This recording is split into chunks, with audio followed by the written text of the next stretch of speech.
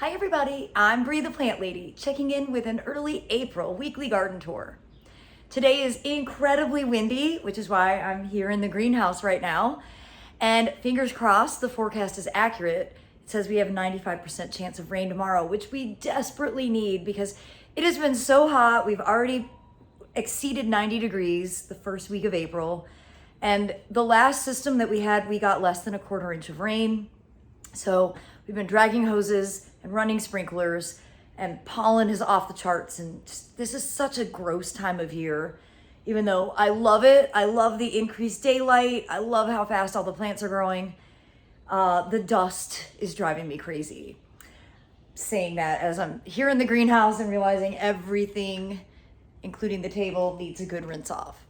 But I'm gonna do my best to try and prevent the wind noise from impacting the tour today, and I hope you'll enjoy it because things are growing really, really fast. It's so exciting. And I think you're gonna be really impressed with how all of the cottage gardens are growing out. So here, the bed that was planted during the first seed class, January 18th, can really see things are growing out great. Don't mind the weeds. It's just Poa annua. But we've got crimson clover growing like gangbusters. Got buckwheat that's growing really well. That's all of this. We've got the poppies that are doing fantastic. They've grown so much in the past week. We've got tons of larkspur back there. I did plant a bunch of kohlrabies and cabbages, and then all of this is broccoli that I just tossed the seed out from. And then here we've got nigella. So I think this bed is going to be everything that I was hoping it would be. And even though we didn't put that much compost in, I think that everything is looking really, really great. So counting this as a super success. I'm hosting a Foodscaping in Containers class this afternoon, and just wanted to show you some of the pots. We did these during I believe the February class, February 2nd class. So this is barley, and there should be some sweet peas in here, though I don't see them. That's sort of funny. Here we've got fava beans that are blooming. And in this pot, we also have direct seeded carrots that are growing. We have a self-sown poppy. And then you can see that the dwarf apples, the fruit snack apples, are blooming, and you can see the bee is doing its job right here. So fingers crossed we'll actually get some apples set. We did last year. The biggest problem was the deer came and ate them. So I'll have to do a better job of keeping these out of the reach of deer. And then this bed over here, growing very well. And no, I'm not doing any thinning. I've learned in the past it just really hasn't been necessary. Survival of the fittest always works out. I'm really pleased with the ground plane coverage here, and I am feeling really good. Even though I won't be home for the month leading up to the garden tour, I think that the garden is going to be really impressive. Well, all the plants in my holding area are coming out of dormancy, and you can see this spectacular hybrid dogwood. This is from Dr. Tom Rainey at Mountain Research Crop Station. And this is 3/4 Cornus Florida, 1/4 Cornus Cusa, and it has great disease resistance. So though it's not entirely native, it's 3/4 native, and it's, I think, going to do a lot better in this environment. I'm so pleased to see it blooming. Flowers are enormous. Well, this native border that gets kind of morning sun and afternoon shade that Aiden and I planted last June is doing great. Now, I haven't done any weeding, but I don't think it matters. The carex are growing fantastic. It's really exciting to see the perennials coming back. To be honest, we didn't label things. We did this when it was so hot and so dry, and we were just desperate to get the landscape plugs planted. And we didn't do a great job labeling, but that's okay. I can always identify as I have time Great to see Phlox divaricata. I think that's Phlox divaricata blooming. The Heuchera villosa is doing great. That is the large green leaf. Agastaches are growing out. Penstemons. I'm just really, I'm so happy to see everything kind of coming back up. Of course, we have lots of smilax to still deal with. Right now, my plan is just to cut these back. Of course, there's privets that are also coming up, but for the most part, this kind of part sun native border is really, I think it's doing great, especially considering it hasn't been planted for even a full year. And you can see the Heuchera here are really putting on an incredible display.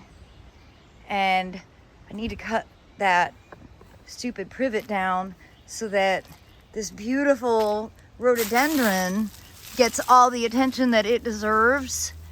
I'm so impressed with this. It's just absolutely extraordinary.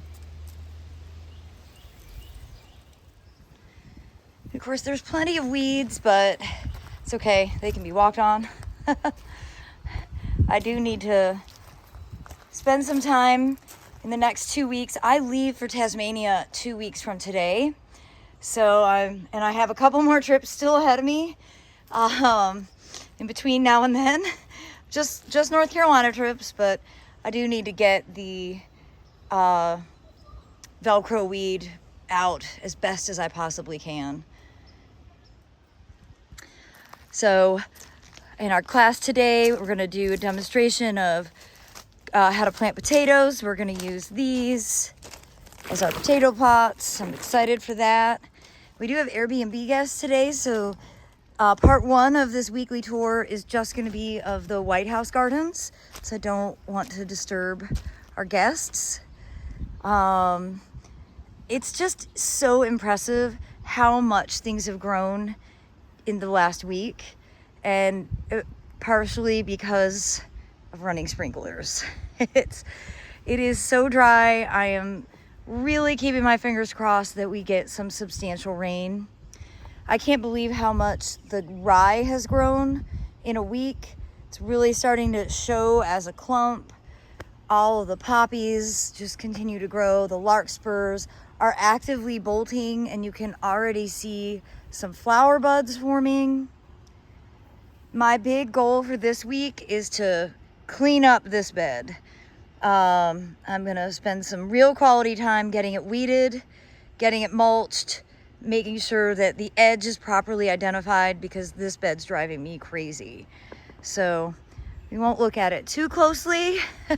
It's because it looks so bad, and there's lots of cleavers or Velcro weed in here, so that really is a top priority. I would do it today if we weren't hosting the class. It is great to see arugula. This is arugula blooming here, and then we've got daikon radish blooming here. The mustards are starting to bolt. They're not blooming yet. The start of California poppies. So it's gonna be a little tricky getting this weeded because there is a lot of vetch and lamium, but I have faith that I can do it because I did start over here, and you can see, you know, I didn't do like an exact job, but it's a lot less weeds than there were. And I'm just gonna plan to toss buckwheat in to fill in those gaps. And the buckwheat should be blooming for the middle of May. So I have that section to do. And then I need to really clean up this edge because it looks terrible. And we're gonna have another station here for everybody today to be able to really get their hands in the soil cube. Here's proof that sprinklers are out and functioning in abundance.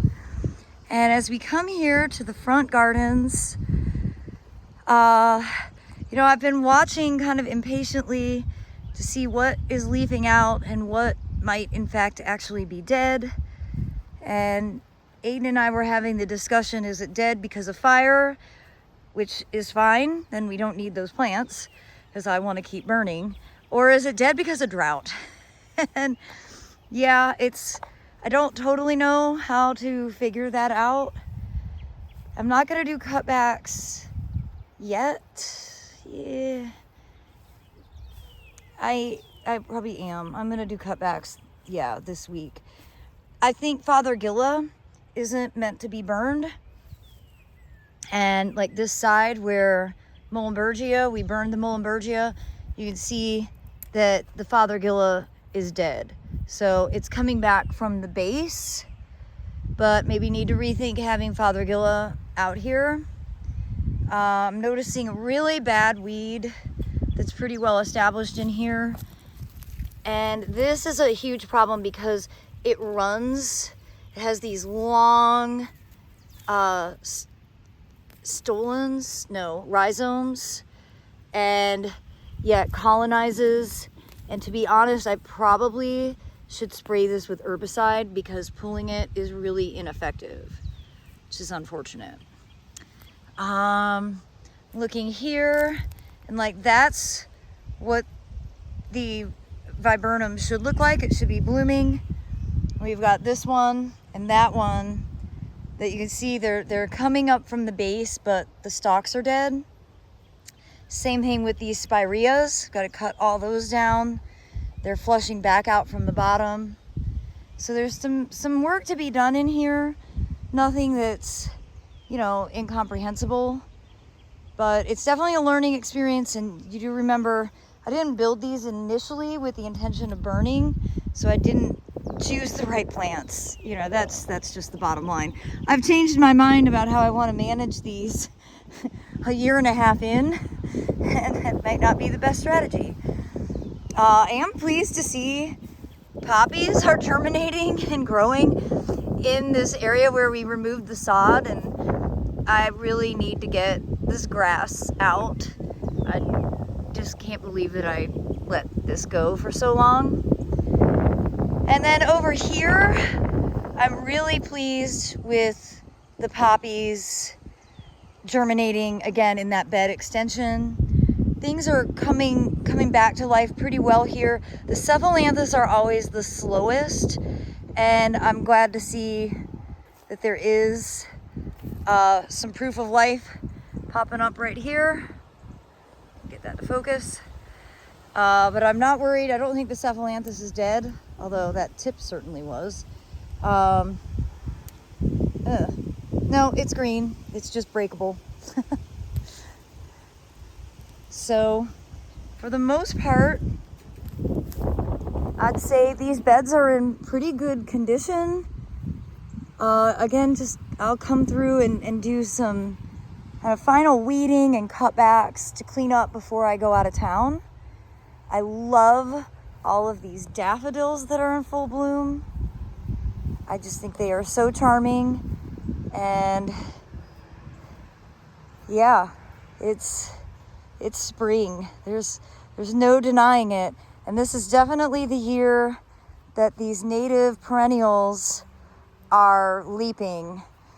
You know, these got planted in 2003, so this is the second full growing season, and you can see, you know, Monarda is taking over. We've got tons and tons of Rudbeckia and Helenium. We've got lots of Pycnanthemum, which is just the solid ground cover kind of scooting through. So it'll be really interesting to watch this develop over the course of this year. And then I'll probably have to start making some pretty serious edits. But that's what it's about, right? The point of a garden is that it keeps you engaged and that you always have something to do. And I think these native borders are going to give me ample things to keep myself occupied with. And the perennial pocket bed is definitely coming back to life. I've got salvia, greggii that are starting to bloom, which is always exciting. I've lost a few of those in the last few years, but that's okay. It happens. Certainly the Solidago rugosa fireworks is doing its job.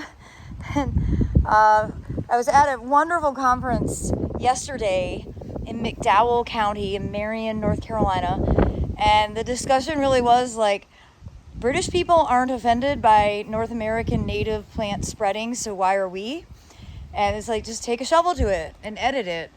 And yeah, that was the information that I needed to hear to boost my confidence for managing these stands of slightly aggressive native perennials.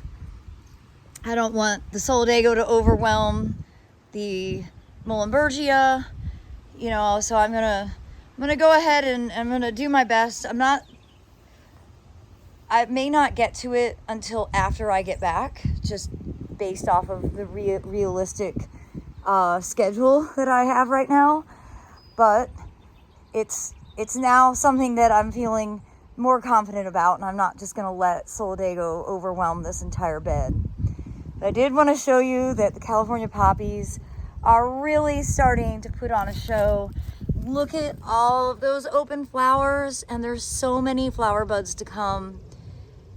I think that the garden is going to be magnificent for the garden tour on May 17th and 18th. I'm very excited to put out some more mulch. Probably maybe starting on Tuesday. Hopefully tomorrow's a rain day. I have a lot of computer work to do. And I wanted to show you under the taxodium bed is looking fantastic. The larkspur is starting to, elongate and bolt. The ferns are coming back to life. I don't know that they're all alive, but the majority of them are, so I'm pleased to see that. And then over here in the area that gets full late day sun, the poppies are growing out really well, and a lot of the perennials that I planted are starting to come back to life. And if you watch this, I did this on, I think, December 31st. A lot of the perennials had been abused. They hadn't been watered. I wasn't sure what was alive, but I'm really happy to see things like Liatris that I do think are, in fact, alive.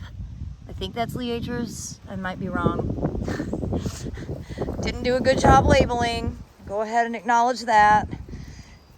But overall, I think it's going to be a beautiful area, and I'm really looking forward to seeing the garden full of people for the Fuquay garden tour. I've got to stop calling it open garden. And this border that we did back on February 2nd in one of our seed classes is also growing out really well. This doesn't get sun until like after 1 in the afternoon, but things are definitely starting to bulk up, and I think the poppies are going to be beautiful. Well, I hope that you will tune in tomorrow for part 2 when I showcase everything that's blooming next door at the Blue House. As always, thanks for watching, and happy gardening, everybody.